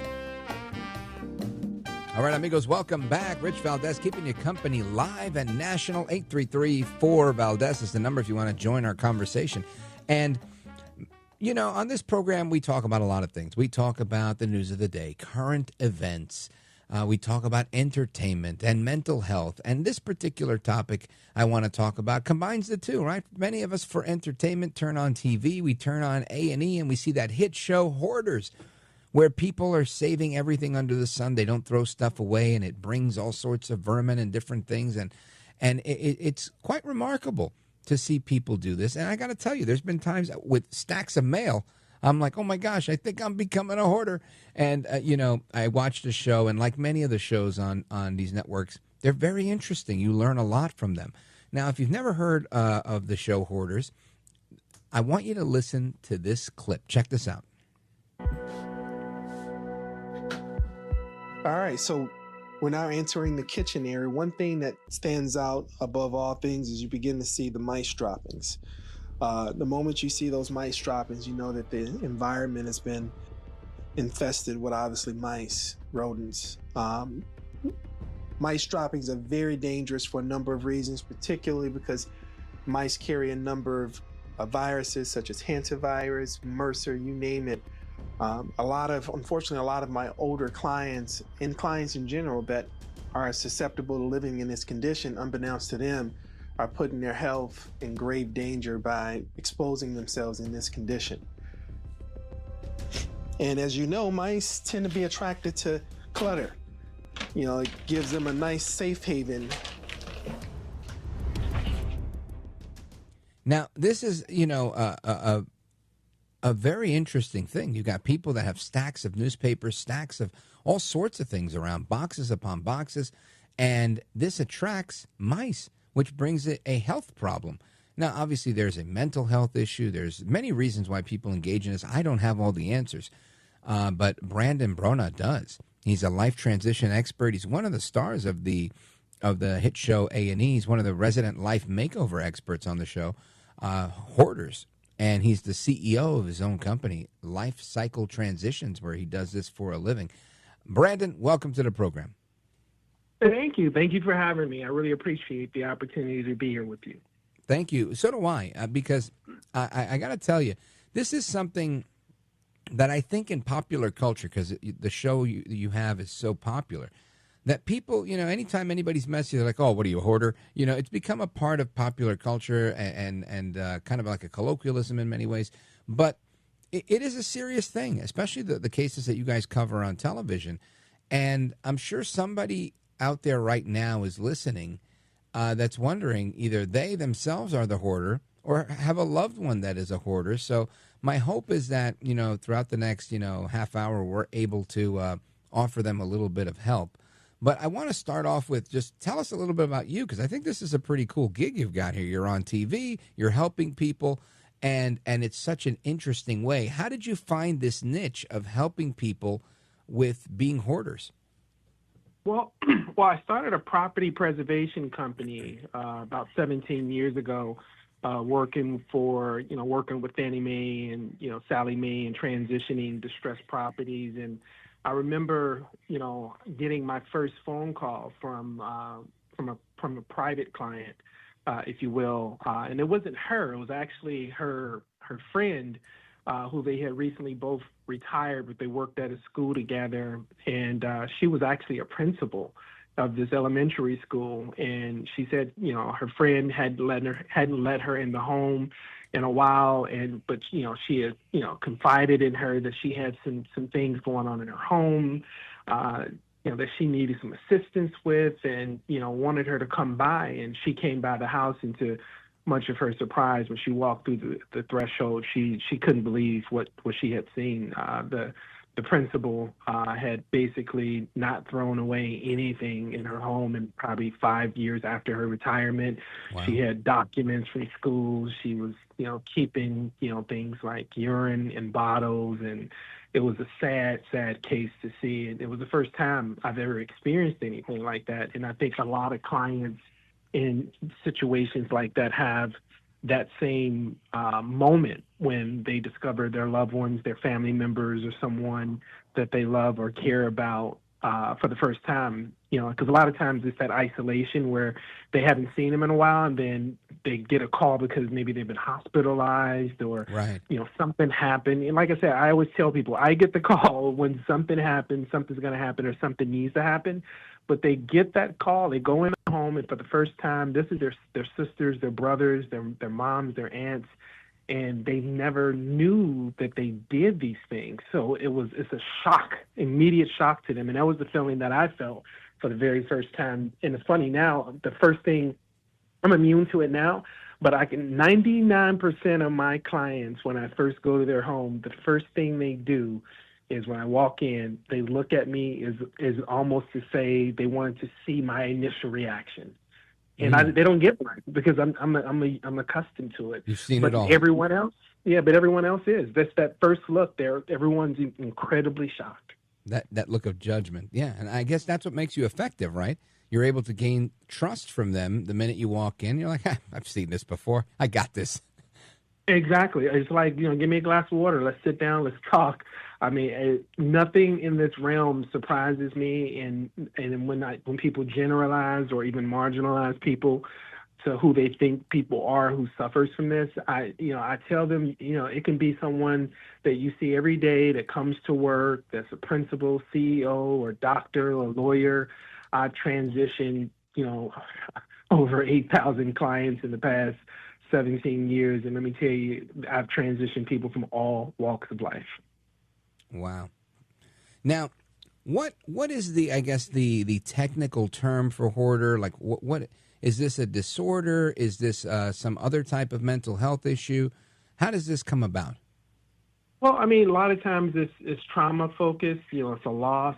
Some people who've had head injuries, accidents, personalities change, and then they start doing things like peculiar things like hoarding. I've had cases where clients actually had heart surgery or a headache or heart surgery or something like that. Trauma of any capacity, and loss, on a mental level, or an emotional level rather, losing someone you love, or, some cases where, a lot of clients that were in the military, they come back from the military and, you see, Vietnam veterans that start barricading themselves in, they call it bunkering. They actually literally, thinking that they're in wartime, they feel safer because of the tanks. They start burying things around them to sort of give them that sense of isolation. So I feel like hunkering down in the foxhole. Yeah, exactly. And I've had cases where clients were, affected by sexual abuse of some sort, and they start hoarding because it's their way of keeping the outside world out. Wow. Well, we're going to pause right here. We're going to come right back with our guest, Brandon Bronaugh. He is the star, one of the stars of the hit show Hoarders on A&E. And we're going to continue our discussion on Hoarders, plus your calls. I have not forgotten about you. We're going to get to you guys momentarily. 833-482-5337, 833-4-VALDEZ.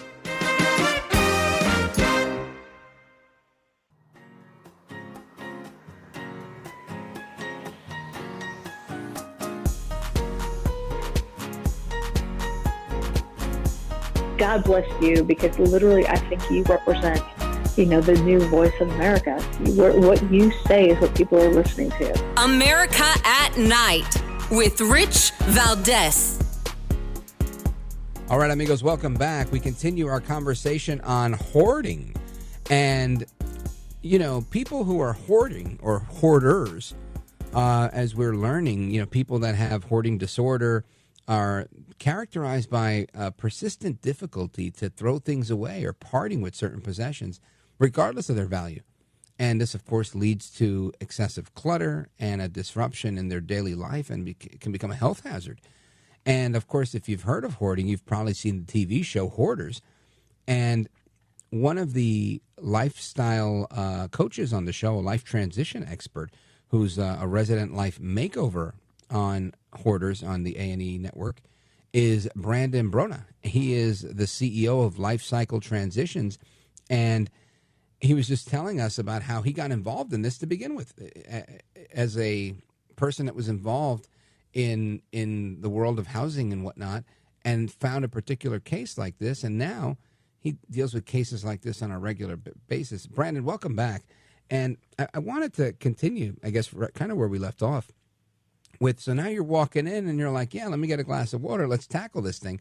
And you say they come from all walks of life. And I believe you. I think that you might have a lot of people that are, very successful in many different things. But for whatever reason, like you said, trauma related, they have difficulty parting with certain items. And I get all of that so far. How do you get them, I guess, to heal and to be better and to adopt a new, healthier, neater lifestyle? Well, I mean, I focus under the 3A philosophy, and it's to accept, acknowledge, and address. A lot of people who have this tendency, they tend to be in denial about it. I mean, to wake up one day and find out you're a hoarder is not something that I think most people can ever get their head around. But to find out that you can't let go of anything and you have an attachment to everything, and everything in your life and your home has a purpose, sentimentally or otherwise, is a surreal moment in a lot of people who suffer from hoarding tendencies. So, and that makes sense to me. What are some of your tips for, the person that's listening right now that says, oh my gosh, that's my mom, that's my grandma, that's my dad, my son, whomever, my loved one. How do they approach this? What do you recommend they do? Well, I mean, for me, when I work with clients that have a difficult time letting anything go, I've created this approach. It's called the black bag philosophy that I've created, where I make my clients put everything in one particular room into 2 plastic bags, garbage bags, and we load it up. We take everything and we load these bags up. And then the deal is everything that comes out of these 2 bags, you have to find a place for. You got to either hang it up, they got to be folded, they got to be put in the cabinets, they got to be placed on the wall, but you have to find a place for it. And you'll be surprised, the first bag. They're going through it halfway there. They're they're running around like it's a game show. They're putting things on the walls. They're putting things in the closet. They're hanging things up. Then once they get down to the end of that first bag, and now they have to find more places to get things, it's when the psychosis of understanding how to re-engage yourself, but earn what you keep. See, there's an immediate jolt of emotion that people get when they buy those shoes or that dress or that outfit or that particular item, or regardless what it is. And then no soon after they get it, it's fleeting. It's almost like the Amazon guy or Amazon guy or FedEx guy drops it off. And as soon as he walks away, it's like it's over. So when I get them to re-engage with the items that meant so much, that it eliminated their ability to sit on a couch or be able to function in a home, because clutter eliminates functionality, they begin to realize that these things are just things and they don't mean more than the couch or more than their relationship with their family coming over for the holidays. And it's that kind of understanding that you have to bring down to its purest form to rationalize the irrational behavior. Wow. And that makes a lot of sense. Let me tell you, you're definitely earning every dollar that you've got there, brother, because I wouldn't know how to approach this. Thank you. I didn't know what I was walking into either, Rich. Right. Well, but that's when it's like your thing. When you step in it, right? And you're like, hey, I think I have an idea here. You run with it, and it's working, right? Because I wouldn't have, honestly, I would not have even known a lot of this. I've learned a lot so far in this conversation, because it's almost like, when on TV, you don't really get too much of the backstory, at least from when I've seen hoarders. And when you do, it's like, oh, that's my deceased spouse, and I don't want to get rid of their stuff. And that makes sense to me almost, I think that you combine that with also maybe like past familial behavior. Like maybe you grew up with a parent that was a hoarder, so hoarding's normal for you, and that's kind of always the extent of it. But I look at, the examples you're giving, and it's a lot more intricate. And I'm thinking, wow, it's a lot. So what's the next step once they're going and they're through that second bag and they're finding places? Does this mean they're healed, or are they just on one step further in the process? Yeah, they're. I mean, it's one step further. Every hoarding situation is different, and there are different characteristics and traits that fall within that realm of hoarding, whether it's silogomania, bibliomania, whether it's placement hoarding, whether it's trash hoarding, where they just can't get rid of anything or throw anything away, or purposeful hoarding, where they think that they're actually going to utilize this particular thing or item at another date that they can't get rid of, or people who just grew up in a home where they didn't have clothes or shoes, they didn't have food, so they hoard food out of the fear of not having any again. Yeah, that's fascinating. And I'll give you my own personal example. My mom loved photo albums, and she passed away in 2011. And I have many of these photo albums just because they're in my house. And I don't know what to do with them. And people have told me, well, scan all the pictures. And I'm like, I'm physically not going to scan all these pictures and have a digital album on an iPad or something. Maybe somebody can do that for me, but I'm not going to do it. And I don't feel like I'm hoarding them, but they take up a lot of space because they're old photo albums. What are some of your strategies there? I think just save them, make a library out of them. But so many people are saying you really shouldn't keep photo albums. You should make them digital. What are your thoughts on that as a hoarding expert? Well, if you can photo those things and put them in your computer, that's a great way of holding on to them. There's a new thing now where people are actually hoarding photos in their phone, like literally can't. Think about it. They can't delete pictures. And that's even when they're in the cloud. Even when they're in the cloud, they feel like if they get rid of the picture, in a lot of ways, it's like getting rid of those items. They get rid of the memory. And are you a basketball guy, for example? Not really, but I did watch the Indiana game last night. Yeah, it was pretty interesting. That was a clutch shot.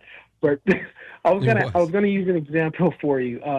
You know who the former commissioner of the NBA was, but recently I think he passed away. But An interviewer was giving him an interview, and in that interview, they was walking in his office, and he saw these pictures of Michael Jordan and Magic Johnson and all these people, and the guy asked him, he said, I bet you're a bit of a collector. I bet you you collect all these things, and you have your house is loaded. And he calmly responded, ironically, he said no. He said, no, I actually don't. He said, these memories were part of the past. I enjoyed them. I lived them, but I don't hold on to them because I want to make room for new memories, and I thought that was very compelling that a lot of people that hold on to things, they often have a difficult time moving on also. Yeah. Yeah. Well, and that's, I think, a pretty normal thing for most people. At least it is one for me, but it makes a lot of sense. Amigos, I just want to remind you, we're on with Brandon Bronaugh. He is the CEO of Life Cycle Transitions. His website, lifecycletransitions.com. Make sure you check that out. And Brandon, I guess, what's the final piece of advice you have for everybody that's listening who, has a loved one that they're concerned about, that's doing what you're saying, bringing in the everything's so close to them so that they don't have to go back into the outside world, like you mentioned, some victims of sexual assault do, and others.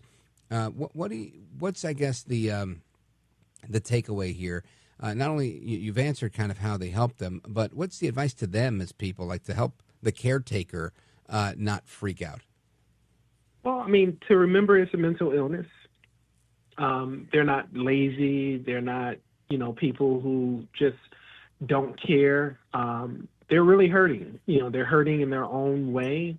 And, this is something that you really need to deal with compassion and understanding. And if you don't know the answers, get a professional that does, and have that opportunity to make sure that conversation with your loved one is an open door policy in a non-judgmental way. Because in these cases, the shame, the embarrassment of it all is the reason why it lasts for so long. These are people who, because they're afraid to, let people in, they don't get their plumbing or their heating, HVAC fixed, or, the roof is caving in, and, it's a lot of that is because of the fear and the shame and the embarrassment. We have to, as a society, allow people in these situations to not feel judged and to welcome them so that they can get the proper help. I love the way that sounds. Now, Brandon, if somebody wants to hire you, are you exclusive to Hoarders, or can they go to your website and schedule a consult? No, they can go directly to our website. It's lifecycletransitions.com. And I also want to point out that we're a transition company. So, if we help clients that are looking to get their houses together for sale, or looking to evaluate the condition of their home and figure out the best course of being able to stay, downsize, or relocate. We do a transition evaluation assessment, which basically just looks at the condition of their home, finances, their health, and a number of other factors. And based on that situation, we give them insight, advice, and direction. Outstanding. Folks, check them out. Again, the website, lifestyletransitions.com. Brandon, I really appreciate it. I hope you'll come back the next time we want to talk about this topic, because it really is a fascinating one to me. And I think there's so many more questions I could have, but we're lamentably out of time. Brandon Bronaugh, CEO of Life Cycle Transitions. Thanks for being here, brother. Thank you so much. Thanks for having us. You bet. And amigos, we're coming right back. Your calls and more coming up right now. This is America at Night with Rich Valdez. Call now, 833-4-VALDEZ. That's 833-482-5337. 833-4-VALDEZ. That's Valdez with an S.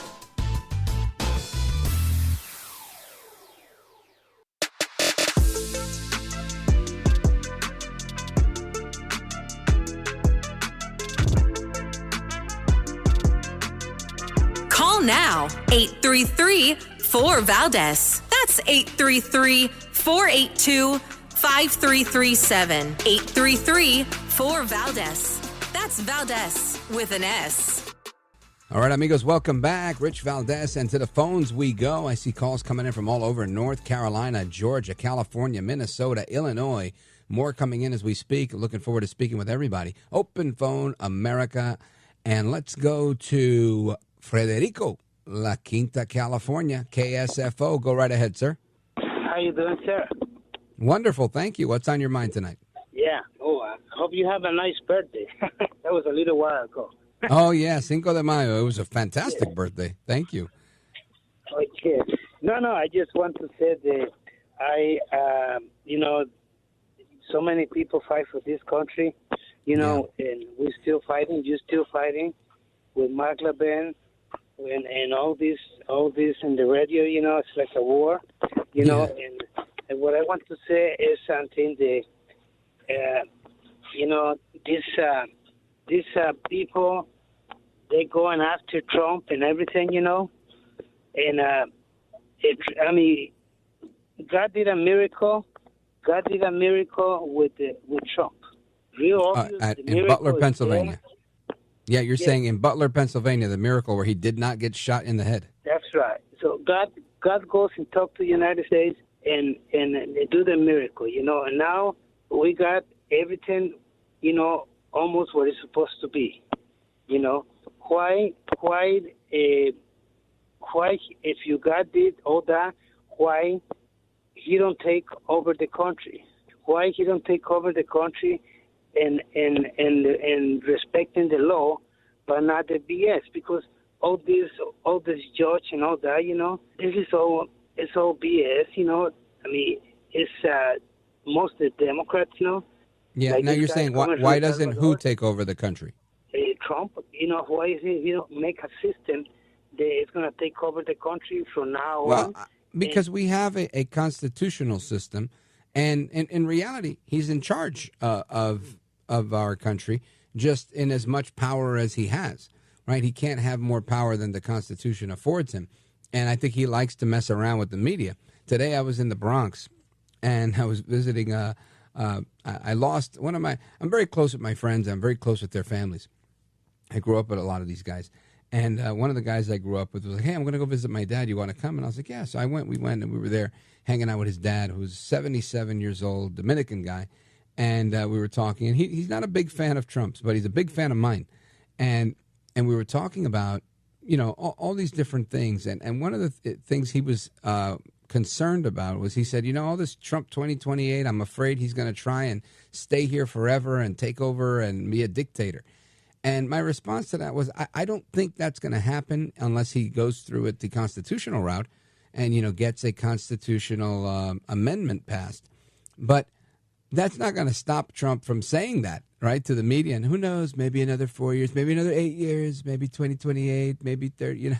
It's very funny to me because I think I get where he's coming from, where he's trolling the media and he's putting it out there. If people really want that, then he will win them over, just like he won them over in the election. And they'll vote for him, and they will push their Congress people 2/3 to pass a constitutional amendment so they could have another term with Trump. I don't believe that's going to be the case. I don't think he believes that's going to be the case because I think he even said it already. But he throws it out there every now and again, and that's cool with me. But I think the media, they freak out about it. And Federico, ultimately, I think this comes down to free will. People are free to do a lot of things. So, the law. And when I talk about the law, I mean like God's law and common law, man's law. They all tell you can't do this, you can't do that. We know the laws. But that doesn't mean that we don't have crime, right? There are still people that kill, even though we have laws against killing. So I think Trump is operating within the rules of the law, he's coloring inside the lines. And there's people that he's battling are coloring outside the lines, and he's got to get very creative in order to go after those people. I hope that gives you some of my perspective. Frederico, La Quinta, California, KSFO. Coming right back, Speed Round, your calls and more. Don't go anywhere. This is America at Night with Rich Valdez.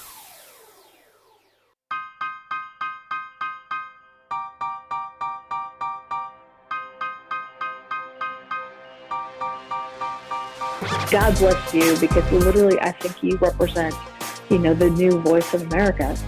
What you say is what people are listening to. America at Night with Rich Valdez. All right, amigos, welcome back. Rich Valdez Speed round here. We're going to go to very quickly to Marcia, Raynard, Minnesota, KVBR. Very quickly, go for it. Hi, I was looking at Facebook today, and there is a person that appeared to look like Donald Trump announcing Flag Day.